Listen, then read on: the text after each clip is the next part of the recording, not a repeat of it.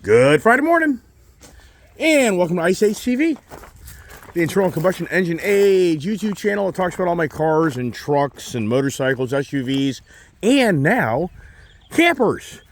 Campers, how about that, huh? Wow. Hey, good Friday morning there to all those that watch my channel. Thanks so much for tuning in and watching my antics and my stories and my adventures. Oh my gosh, it just doesn't end. It doesn't end. Adventures just don't end on Ice Age TV. Between the birds crapping all my cars, me going out and buying yet another vehicle, no, two vehicles, and a camper. The camper, the Momentum Grand Design toy hauler, is officially on my property, and it's been officially used. The kid and I camped out last night. Yes, we did. And what a blast. But boy, oh boy, you learn a lot once you buy a camper. And for all the things that we did yesterday, beyond believable, all the training information about this camper, which I had no clue. I mean, literally 4 hours later of Sherry at Beckley's RV taking the time to share with us all the little features and things you got to do to maintain your nice camper. Wow. Was I just done by the time she got done talking, and my daughter and her were laughing. She outdid me in talking. Yes, she wore my ass out.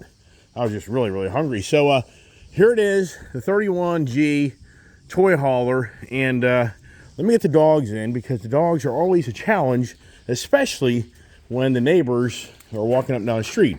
So, and yes, the birds are continuing on their path. I bought netting to put up here, but that's going to be such a project. I mean, sincerely, to do that is going to be a lot of work, and it just doesn't end for me and my time of working my business, taking care of the property, buying toys. Hey, no, hey, that was a mistake. Come on, Keeper. Come on, Keith. Come here, Keith. Looky here. Come on, ball. Come on, ball. Here's a ball. Where is the other dog? There's a dog missing. Oh my gosh. So wow. All I can say is beyond believable. And so what are we talking about today? Because the whole week, I think we've had a pretty good morning conversation together this week. We had the Monday conversation. I mean, for me, it's just so much information. The goodbye conversations.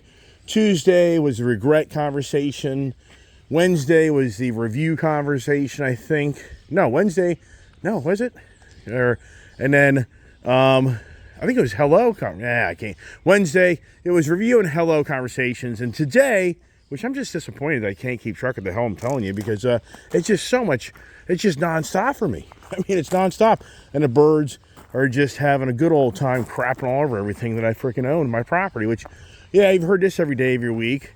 So anyways, the conversation today goes to the resistance conversation. I thought that would be a great conversation, because boy, oh boy, if you're witnessing right now what's going on at the universities of our country, there's a lot of resistance going on, to the point that USC just announced no graduation ceremonies.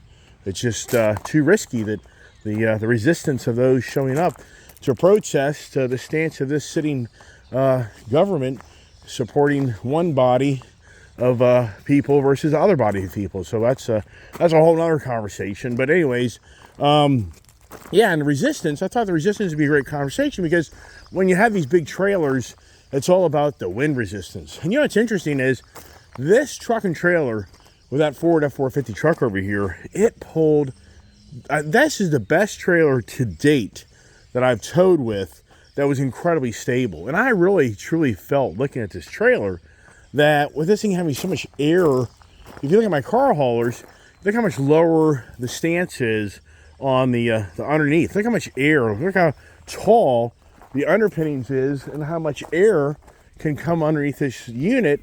And just the way the unit is, I just really felt that the odds are that this thing would be more on the page of being much more challenging to drive.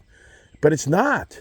You can see I've already hooked up my my water line is hooked up, my electric's hooked up, just about damaged the RV, just about backed in and damaged that RV, which had already been just a total bummer that I did damage to it. And then from the last minute wrapping everything up. Oh, by the way, if anything happens on your RV, it'll be 3 months for us to fix it. Yeah, who doesn't know these stories, right? I'm sure many people will be like, oh yeah, yep, I got an RV and I didn't even use it this year because it sat at the RV dealership for 3 months.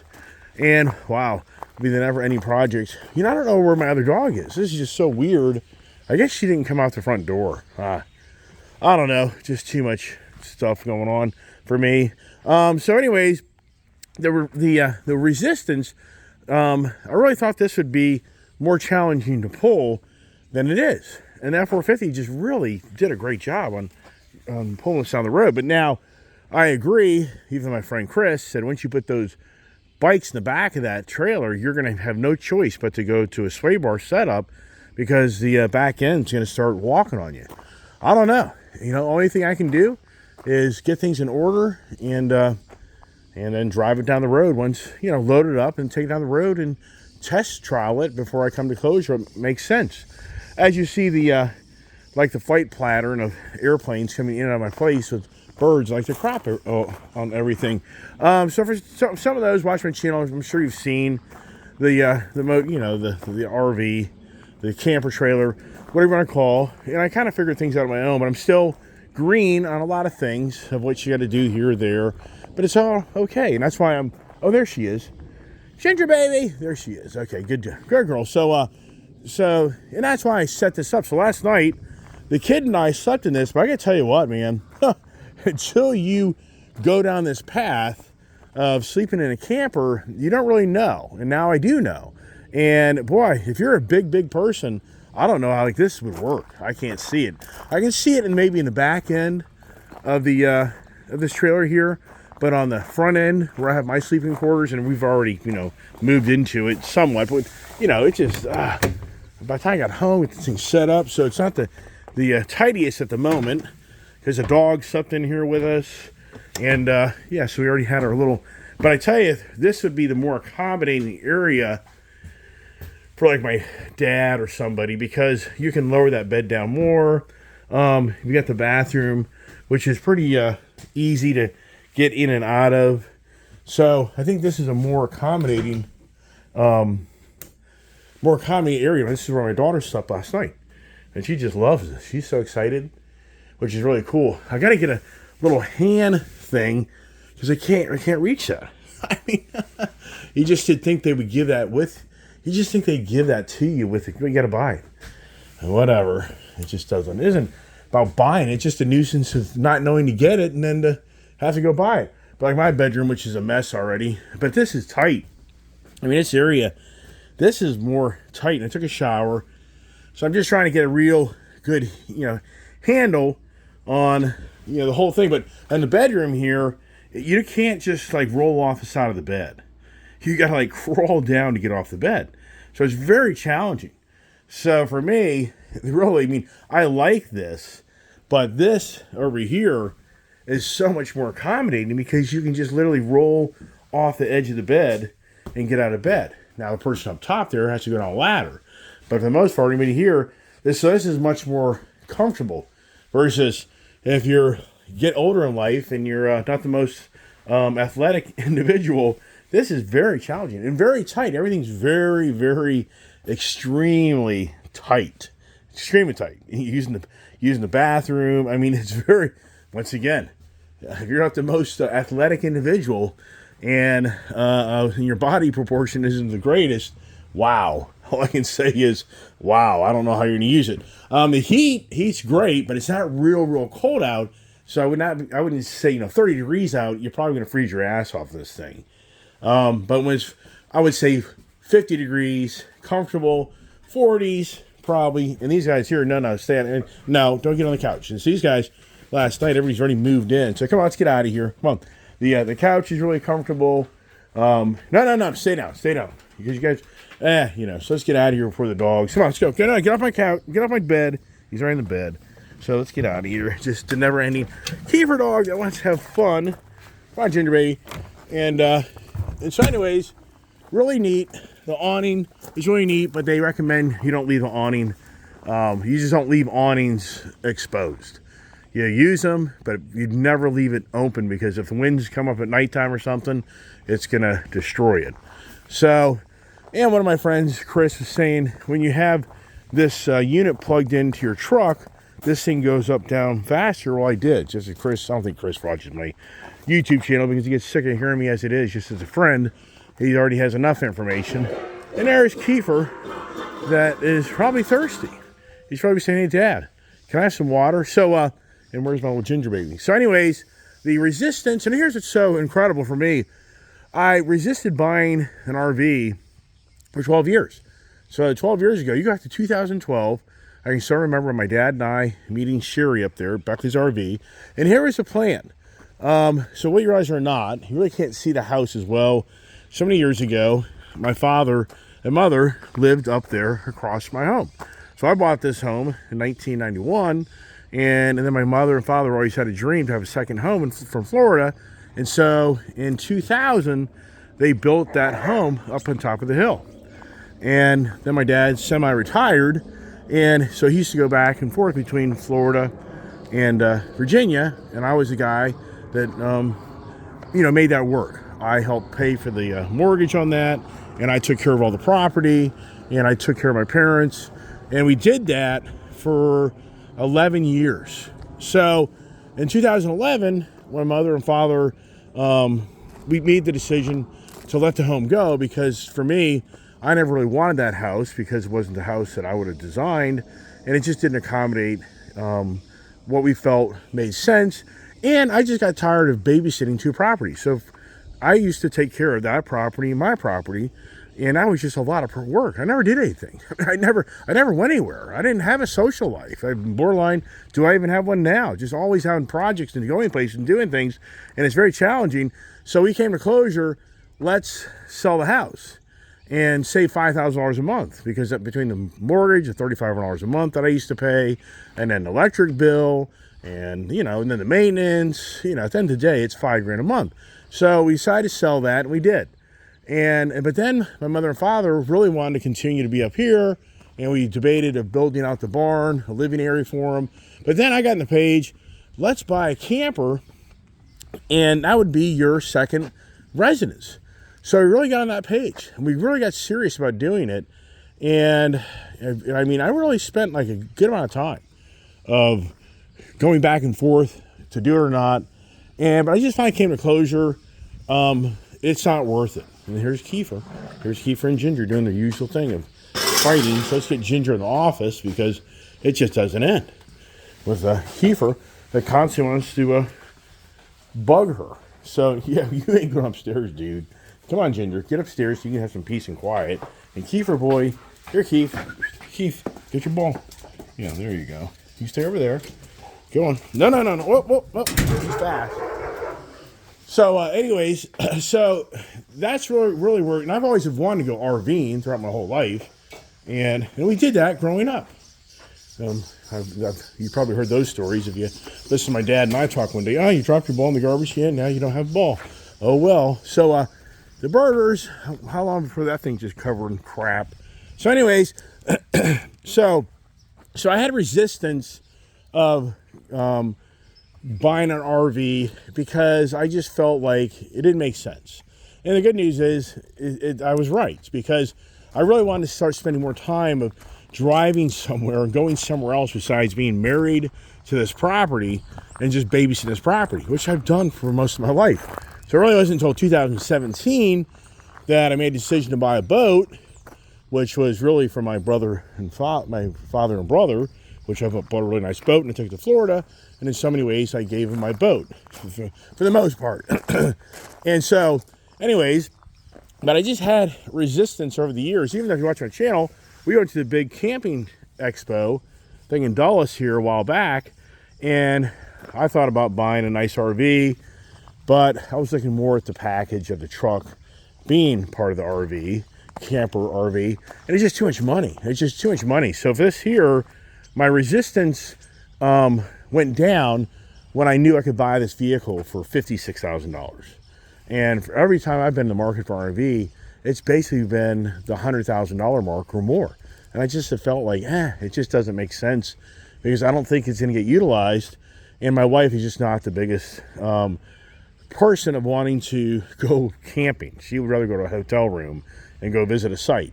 So for me, the resistance finally went down, and I came to closure, and this is what you see now from many years of going back and forth. My father's really excited because at some point, I think we're going to take this to Florida and go somewhere and take my father and go do some camping. And I think that back area would accommodate him.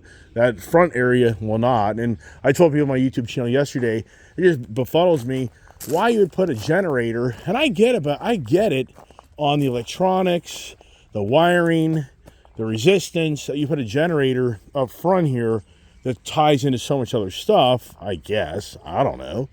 And it's right underneath the master bedroom.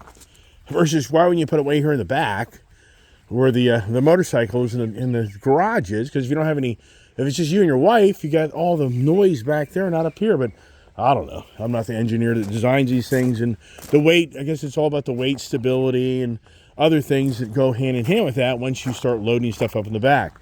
So enough about me, right? Always about me. So then I thought to myself, the resistance of what's going on today in the car world, it's always the same old story. It's the same story of the Ice Age, which the Ice Age is trying to be taken away from us to create the EV age. But what's the number one challenge of electric is resistance. If you're an electrical person, and I'm no scientist, philosopher, some astute minded individual that knows every aspect of everything that goes on around this physical world. But the basics are electrons and atoms and electricity and protons. And it's a resistance that begins to happen that creates the loss or heat of energy that when you have little wire, it's more challenging to have resistance. The resistance grows more than in a big wire, I guess you could say. I guess it'd be kind of like the F-450 truck pulling this with resistance versus I hook it up to my Ford Bronco. The incredible amount of resistance that this vehicle is going to be struggling to pull that and make it work harder. That's kind of how electricity in some ways works. But the point is, with the electric vehicle revolution upon us, the challenge is the elements of the earth. And it really is a big challenge. And I've read in great depth about how electric vehicles can take up to 150 pounds of copper. Presently, electric vehicles, between all the electronics that are in the car and the batteries, all the key elements, one dominating element is copper.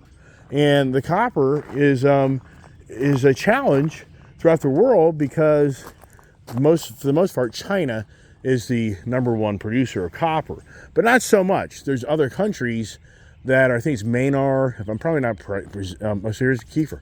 It's unbelievable. Hey, no, don't do that. Get over here. Come here. He's going to take my daughter's training tool and destroy it. No, get up here. Ball. And so just that dog is on a mission to destroy something all day long. You heard this story 50 times, right? So where's your ball? Where'd your ball go? Huh? I don't even know. Oh, well. It just doesn't end, doesn't it, everybody? So anyways, so over there in China, it's just a known dirty secret that the child abuse or the labor law abuse, the military domination of some of these countries that control the mining process to create copper is really a very, very bad problem. So it's still a dirty secret about electric vehicles. Electric vehicles are not clean vehicles because the process that is required through mining of these elements, whoever imagined when you're in school that you look at the element table and science, and that today the most common conversation is going to be about the element table because of the key ingredients of elements that are needed to create all this electric vehicle technology. And the mining that goes through the process is huge. And it's a big problem for the future of the electric vehicles on how the mining companies are going to continue to stay up with the demand, because it's going to grow tenfold over the next 30 years of key element materials to bring these electric vehicles to the market if that same path continues. And so now I've talked about it many times on my channel. The world mining operations. There's other companies trying to gobble up other mining operations, and there's resistance because they're not getting the money they think they're worth. But at the same time, there's a fine line of making not enough copper, but then overproducing the copper, and then it kills the market value and the infrastructure and the investments. And so there's a lot of variables there. But the biggest thing is electric vehicles. It's the constant resistance of us individuals buying into the gig that we think that solves the world's problems, that we believe that it really does solve Mother Nature Earth. And so that's a huge, that's a really challenging for many people. And I think that's what, I know for the people who subscribe to my channel, majority of people, not every single one of you, but I have to say a lot of them are more on the page of they're not buying into the gig of the EV movement, and they have serious resistance. And more than ever in our modern times, I think people are so much more abreast that the resistance of what's being told to you is getting bigger. I think more and more people really, in some ways, are just starting to really step back and just think, wow, and what's going on around us. And then, unfortunately, it's a social media machine that just feeds the information that we just don't believe. Look at these guys. See, this is the thing about this barn. So I can put a net up on this barn. These birds are going to fight every bit they can to try to get in this barn. And every little hole, it's not going to go away. And it just doesn't. The reality is, the crap is just going to happen for 2-3 months. And once these guys get all the little babies, they're eventually just going to leave, which they do. So it's just 2-3 months of crap all over the barn without me having somebody professionally come in here and just seal this whole barn up. I mean, yeah, right. Yeah, just forget it. I mean, just power wash the freaking crap off the freaking vehicles, which I've done for years and years. It isn't anything really new, but you just see it more because you're watching my channel. Yeah, the birds are resistant to leave me, right? Yeah, the birds are. I mean, my daughter, I need to crawl up underneath this Ford F-450. We swear there's another bird's nest in this truck. We swear there's a bird's nest because this thing has a smell like it's burning. I think it'd be classic for all the drive around we did yesterday if there was a bird nest right here or right up in here. I mean, it's just I don't know. We're all suckers, right? The birds convinced me, right? So anyways, so the resistance in the electronics of today's world. But what's interesting is, if you watch my YouTube channel on the Car Sunday Meet, and I ran into the voltage guy that takes Volkswagen Beetles and makes them electric. He truly believes that this electric vehicle thing, it's just a step to something else. He really truly believes that it's a 20-year run and it will just evolve to something else. Which, that's interesting that he has the view of what's going to happen. But what he brought up, which is a really good point, is the new architecture of these cars is 800 volts in a lot of the higher end cars versus like the Ford Lightning's 400 volts. Well, that 800... Morning. How'd you sleep? I had the best sleep of my life. Really? Was that back area comfortable? Yes. Wow. You like it? I love You stay warm? Yes. What do you got, a plant for the trailer? Yes, this is my favorite plant. It's an invasive Australian succulent, and it's called a devil's backbone. Does it need much sun? Not particularly. Where are you going to put it? Where I want. I'm just wondering where you're going to put it. Okay, all right, well, there's that. I'd put it in front of the kitchen sink window. Oh, okay. She's getting pretty smart there. You think popcorn could live in that back area? Yeah, I told him the only thing that could make this better if he were right below me in the bunk. Oh, wow. Wow, you heard that? Yeah, the double bunk in the camper toy haulers. So how about that, right? So anyways, the 800 volt architecture of these newer EV vehicles, what I've read and what I've heard is they can use thinner stranded wire, so they don't need as much copper wire.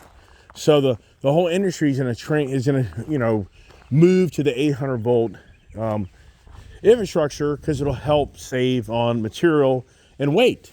And so that's a good thing. You know, it's incredible. I'm gonna set my coffee down right here. Yeah, you know what's gonna happen? The birds are gonna crap in it. I'm gonna have some creamer in it that I don't want to have creamer in. Yeah, it's just garage isn't too bad. Where's my Whipple supercharger? Beyond believable. Beyond believable. That this is now, we're now going to be going up to 6 months. Wow. So many ways, I wouldn't have bought it. If they had told me it'd be 6 months, I'd be like, tell you what, when you guys get your act together and you're begging for customers, let me know, because this is ridiculous. I gave you guys $12,000. $12,000. I mean, it was $11,000 and change back on December 4th. Yeah, what's the resistance on that, right? So as we, as always, just try to keep the channel kind of going. And it was a long day for me yesterday. That was a long day. And even this morning, I woke up thinking, what can I talk about to keep the channel entertained and informed? And I came up at the last second with the word resistance. So for me, being I'm not the trailer expert, it just doesn't seem like that really is chalked properly. It's just, see that? Look, it's loose. So I don't like that. So the expert guy, how about here? Okay, so that's that one there. Let's see. Yeah, it's pretty good. So I think to myself, the winds come in and move these things around. My good friend Chris, he was cringing when he saw me jack this truck up before I unhooked it to my dually. He's thinking I got to climb up there and see. I don't think I did any damage because there's a ladder up top there, but who the heck knows? It just doesn't end, right? So how long does this thing look pretty cool versus it looks like that? Yeah, I know. I get it. Oh, the back light is on. I got to turn that off. What's that all about, right? I'll have to get my kid out here. And but the good news is this thing has the power connected to it. So is the back door open? No, the back door is not open. It figures. Yeah, I'll have to do that. Won't tell you if that. His thing has outside speakers to crank your music. I got the Wi-Fi connection set up, and so I got TV in there with the Wi-Fi. The Sherry, she didn't really know about that. She really didn't understand that language. It's pretty incredible how so much knowledge that you need to have on these RVs and vehicles, but then at the end of the day, there's just something, she's just like, I really don't know what you're talking about. I'm like, well, you have a router from your internet service provider, and you should be able to pick up that signal, and now today's technology, your TV, smart TV, will just ride off that ride. But, that's the kind of language. She's like, I don't know anything really about that. But the hours they put into that, I can tell you what, it's pretty impressive, because if you're an RV salesperson, it's a lot of work, because not only do you take the time to walk through numerous trailers and share, what you have in inventory and what you think the couple will want or not want, and then the resistance, and that's the challenge. For all of us in life, if you're a salesperson, what's the biggest challenge you have? To overcome the objection, to overcome the resistance. And that's the difference between a really good salesperson and the salesperson who's not so great, is how you can create that moment of urgency that somebody should go ahead and do what you want them to do versus they don't want you to do what you want them to do.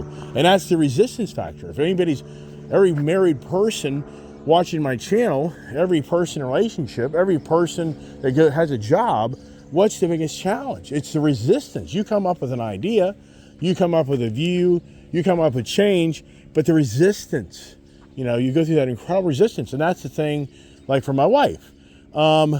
She's been pretty good on this. I mean, she hasn't been like totally resistant to it, but she's not the biggest fan of it, because she just doesn't see herself enjoying sitting out in the woods with the mosquitoes and bugs flying around you, and it's sweltering heat and humidity. She just doesn't think that's going to be any fun, which in so many ways, I don't disagree with her.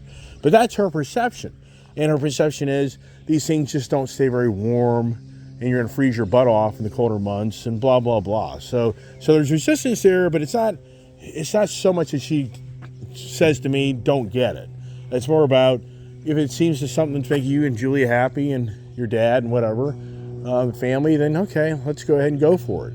And once again, I would love to hear other people's comments.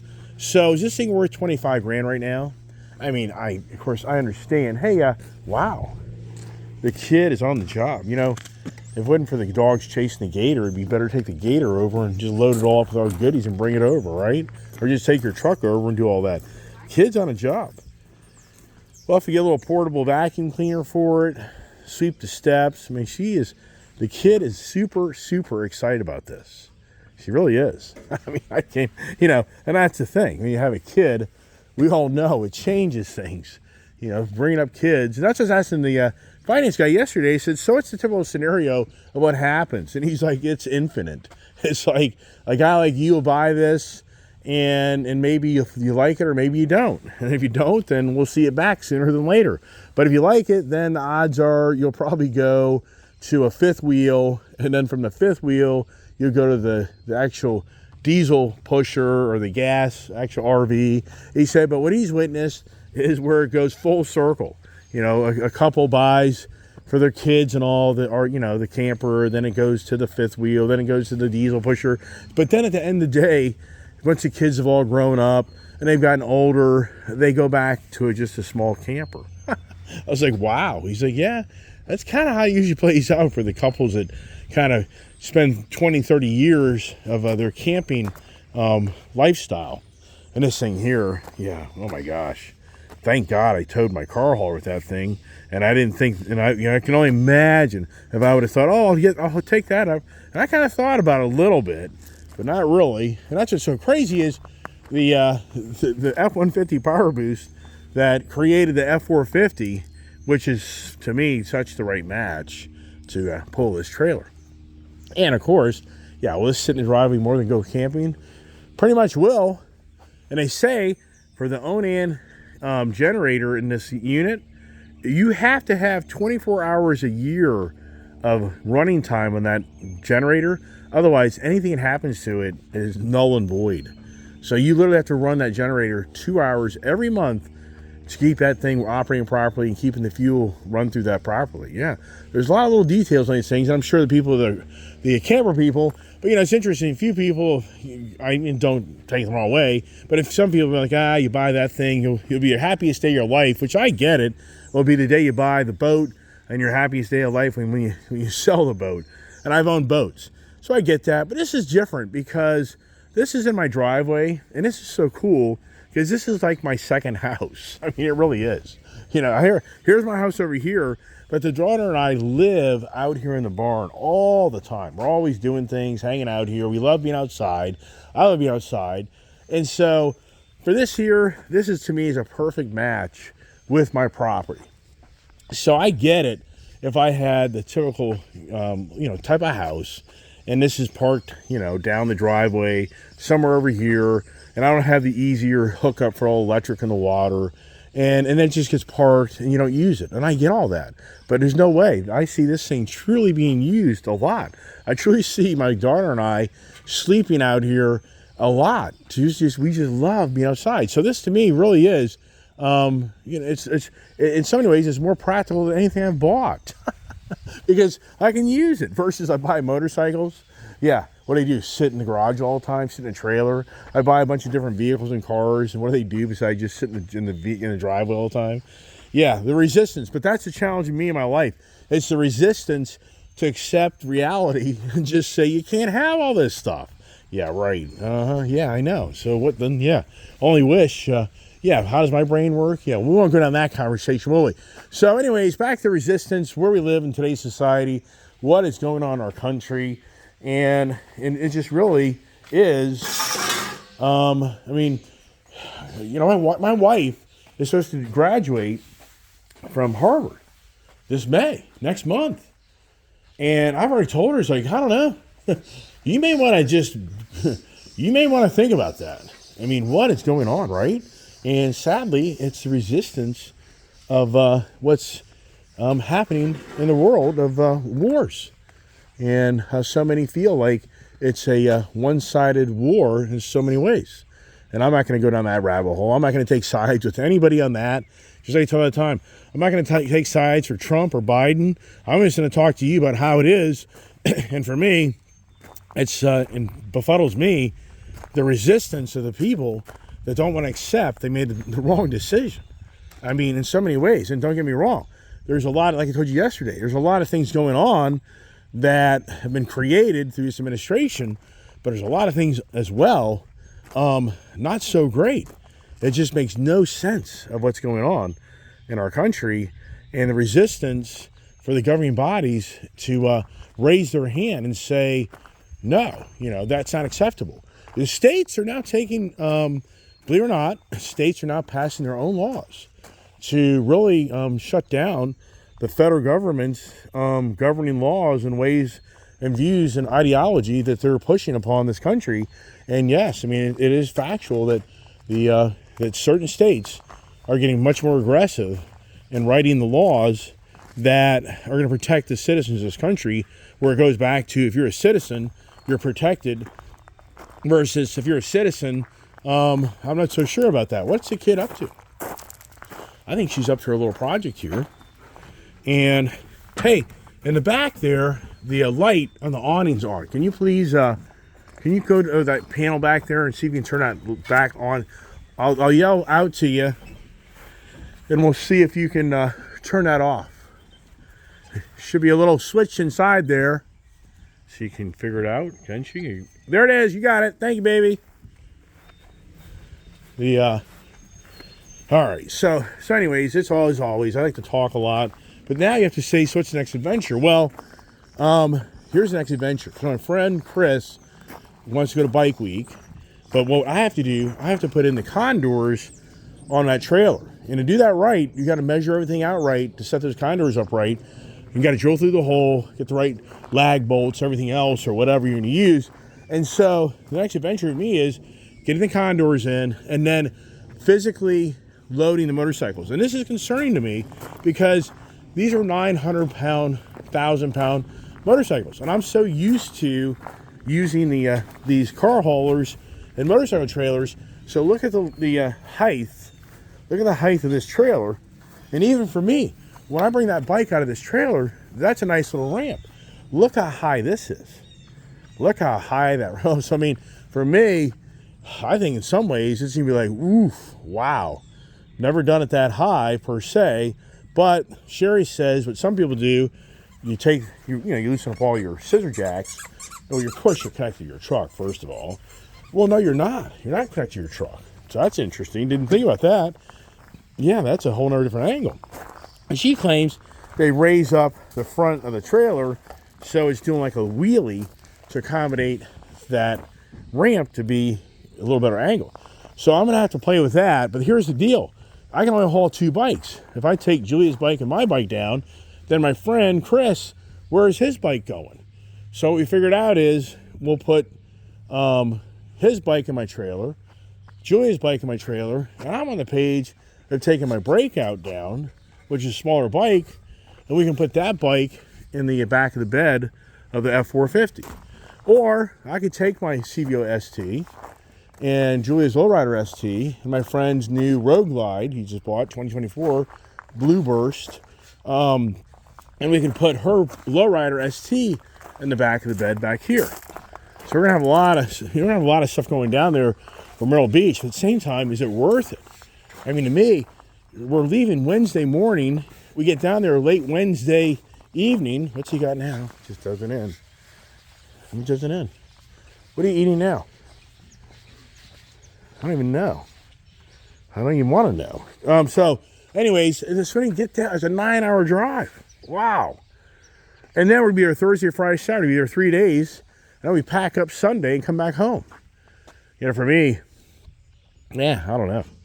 But anyways, that's the plan. So, I mean, is the resistance there? My wife has some resistance on going down. Sure, her perception is it's going to be hot, humid, muggy. You're going to be around tons of people, the crowds, and I'm just not really into that. I'm not into that stuff. I'd rather take this camper and go up and hang out in the backwoods and just be in a more remote area where people aren't around me, and like down in Tennessee, the Smoky Mountains, and then take our bikes out, go ride our bikes, come back, chill out, barbecue, just have a real peaceful, quiet evening versus being around all the noise. I'm just not really into that, so I don't know. Debatable on that. And my mother isn't doing well, so there's a whole other variable in my life. In some ways, I should go see my mother. I mean, that's the thing that goes on my life. It's always about go play or go see family. And for the most part, I go see family. And so, I don't know, so it may turn into we have to go see my mother and spend time with her because it's just not good. And we'll just have to make a camping adventure another day. So, and for right now, my father really can't come and go camping because he has to take care of my mother. So, even if I took that trailer down to Florida and we wanted to go, I mean, my sister, we could go for a night or two. So, that's possible. But that's a lot of towing just for a night or two at camping. You know what I mean? And then an HOA can let that thing sit in there. So, then where am I going to park that? I can park it at my brother-in-law's house. That's true. That's not a bad idea. But anyways, all right. So, I talked to you. The resistance conversations. And as always, appreciate all the comments, the support, and those that like to tune in and listen to me talk and share the channel. So what are we doing for this weekend? Tomorrow, my friend Chris says it's raining tomorrow. And so I don't know. The Sunday, I don't even know. I'm just too busy. I don't even know what the weather's forecast for this weekend. But if it's a nice weekend, we'll probably take the cars up, and I'll do the walk around and talk to people and share my stories with others. And hopefully you can feel like you're part of the story. It's all about the story, right? So, as always, thanks for watching my channel. Stay tuned for more adventures. And what is that next? I don't know. So, God bless. Have a great day. Stay safe.